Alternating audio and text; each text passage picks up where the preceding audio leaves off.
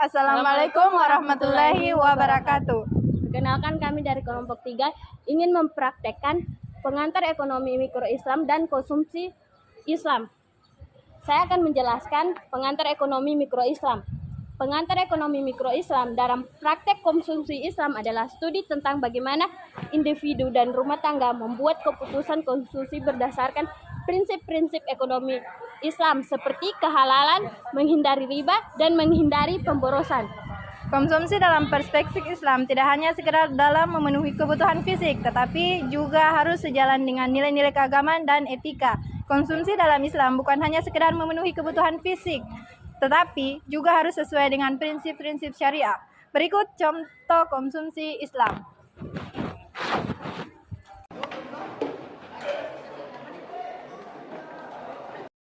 Ini si Tante mau bagi pesan pisang goreng sama mie goreng satu.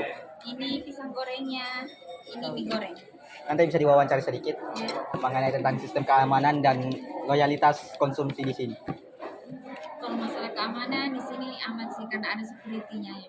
Terus kalau boleh tahu bagaimana cara produksinya dari konsumsi apa menggunakan zat-zat berbahaya? Alhamdulillah aman karena sudah ada sertifikat halal. Oh, terima kasih Tante.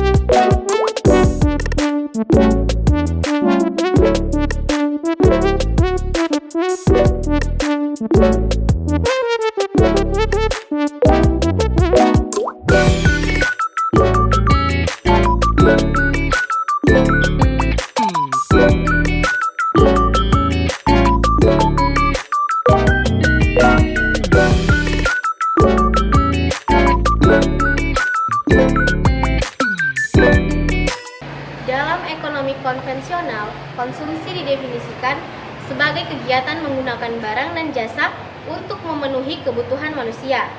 Konsumsi menjadi motor penggerak utama perekonomian karena berhubungan langsung dengan permintaan pasar.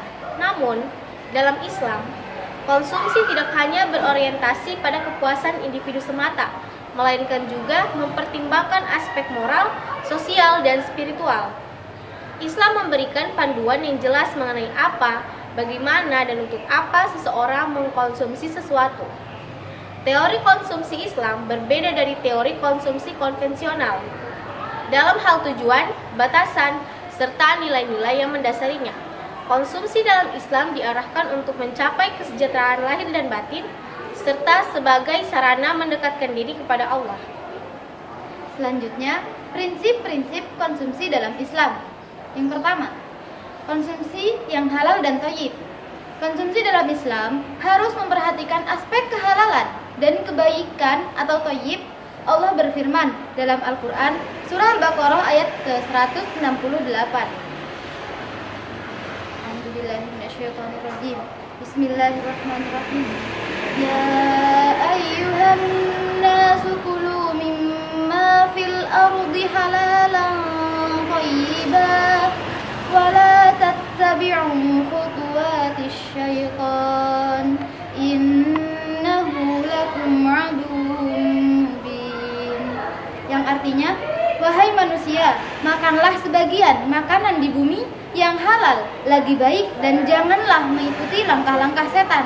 Sesungguhnya ia bagimu merupakan musuh yang nyata. Yang kedua, tidak berlebihan atau israf. Islam melarang konsumsi yang berlebihan atau mubazir. Allah berfirman dalam surah Al-A'raf ayat ke-31 yang berbunyi, Ya bani Adam khudhu zinatakum 'inda kulli masjidin wa kulu washrabu wa la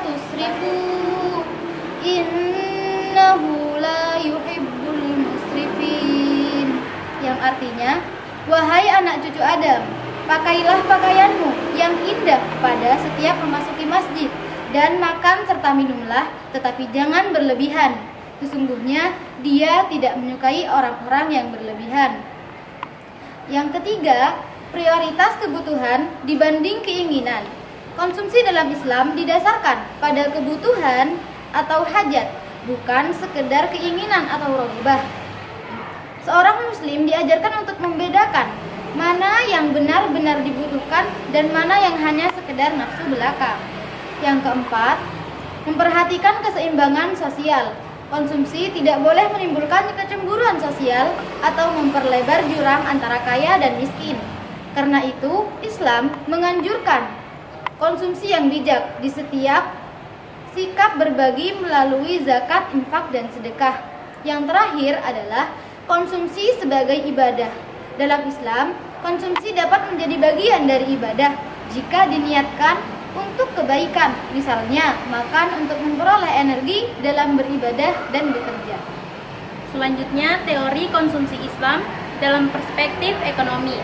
Dalam ekonomi Islam, konsumsi tidak didorong oleh motif memaksimalkan utilitas semata, sebagaimana dalam ekonomi konvensional. Sebaliknya, konsumsi diarahkan untuk mencapai pala, bukan sekedar kepuasan duniawi. Memelihara maqasid al-syariah, yaitu menjaga agama, jiwa, akal, keturunan, dan harta. Menjaga keadilan distributif, yaitu membiarkan kesenjangan ekonomi yang tajam antar individu. Contoh aplikasi teori konsumsi Islam. Dalam kehidupan sehari-hari, teori konsumsi Islam bisa terlihat dalam praktik seperti: pertama, memilih produk halal dan bersertifikat thayyib. Kedua, membatasi belanja pada hal-hal yang dibutuhkan. Ketiga, berpartisipasi dalam kegiatan sosial seperti wakaf, sedekah, dan zakat. Keempat, tidak mengikuti gaya hidup hedonistik atau pamer kekayaan.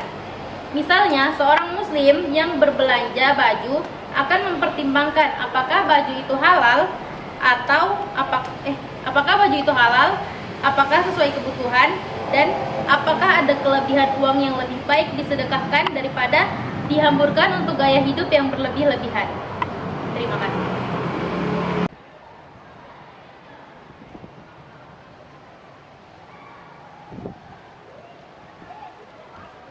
Jadi, kesimpulan dari video tersebut adalah dalam Islam, konsumsi dalam jual beli harus dilakukan sesuai dengan prinsip-prinsip syariat yang mengutamakan keadilan, kejujuran, dan tidak merugikan pihak manapun.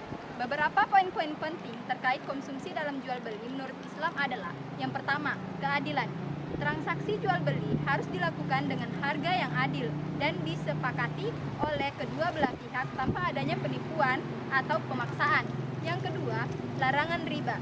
Islam melarang segala bentuk riba dalam transaksi jual beli karena dianggap merugikan pihak yang satu dan menguntungkan pihak yang secara tidak adil. Terus yang ketiga ada gharar atau ketidakpastian. Jual beli yang mengandung unsur ketidakpastian atau spekulasi yang berlebihan juga dilarang dalam Islam karena dapat menyebabkan ketidakjelasan dalam hak dan kewajiban. Terus yang keempat, kejujuran dalam menjual dan membeli. Penjual harus jujur tentang barang yang dijual, termaksud keuntungan lebih dari pembeli atau tindakan yang dilarang. Yang kelima itu tidak merugikan pihak lain atau tadlis. Dalam Islam, penipuan atau menyembunyikan cacat atau kekurangan barang untuk mendapatkan keuntungan lebih dari pembeli adalah tindakan yang dilarang. Keenam, makanan dan barang halal. Konsumsi barang atau makanan yang dijual harus halal sesuai dengan hukum Islam dan tidak mengandung unsur yang diharamkan seperti alkohol dan daging yang tidak disembelih dengan cara yang benar. Yang terakhir itu transaksi yang berlandaskan pada keridoan.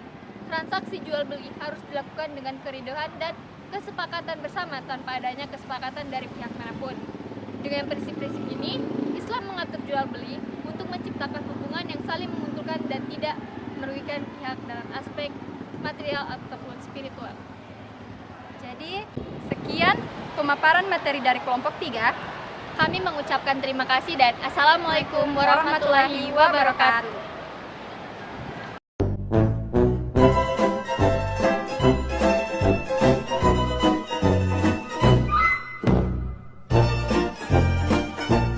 Meanwhile, Assalamualaikum warahmatullahi wabarakatuh. Perkenalkan kami. Assalamualaikum warahmatullahi wabarakatuh. Perkenalkan kami dari kelompok 3 ingin mempraktikkan pengantar ekonomi Islam dan konsumsi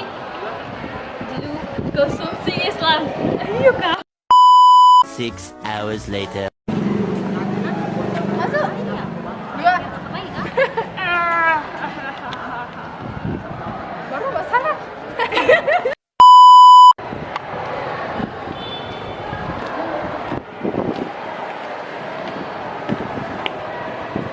Dalam ekonomi konvensional, konsumsi 2,000 years later.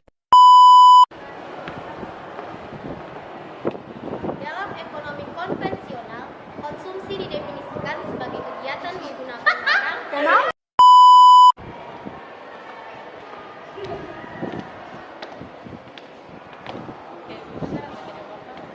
Dalam ekonomi konvensional,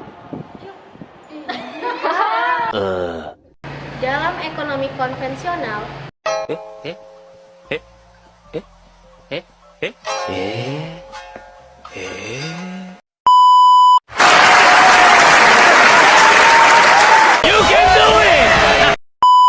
Beberapa poin penting terkait konsumsi dalam jual. Tunggu, sudah tidak direkam?